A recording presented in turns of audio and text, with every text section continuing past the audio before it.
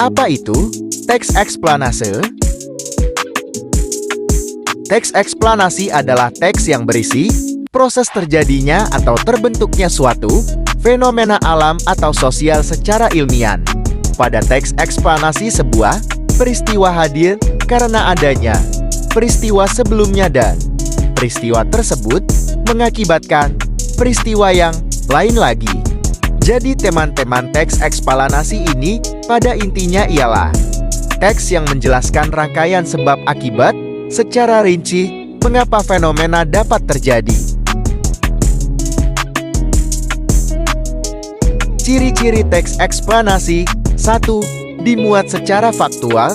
2. Bersifat informatif. 3. Membahas fenomena. 4. Dikembangkan pola kronologis dan kausalitas.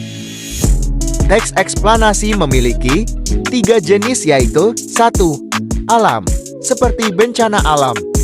2. Sosial, seperti pembuliagan. 3. Budaya, seperti perjodohan. Teks eksplanasi bertujuan untuk 1. Menjelaskan fenomena yang terjadi. 2. Menjelaskan proses terjadinya. 3. Menceritakan bagaimana dan mengapa terjadi. Langkah-langkah menulis teks eksplanasi terbagi 3, yaitu 1. Tentukan tenor. 2. Kumpulkan bahan tulis. 3. Buatlah kerangka tulisan. 4. Kembangkan tulisan. Struktur teks eksplanasi ada 3, yaitu 1. Pernyataan umum, berisi gambaran umum. 2.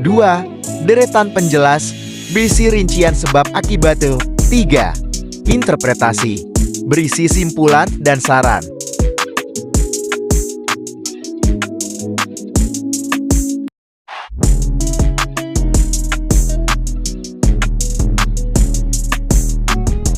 Banjir adalah peristiwa bencana alam yang terjadi ketika aliran air yang berlebihan merendam daratan, keadaan di mana suatu daerah tergenang oleh air dalam jumlah yang besar. Faktor yang menyebabkan banjir adalah curah hujan yang sangat tinggi karena faktor iklim, juga karena penerbangan hutan secara liar yang membuat tanah di sekitar suatu daerah tidak dapat menyerap air dengan baik.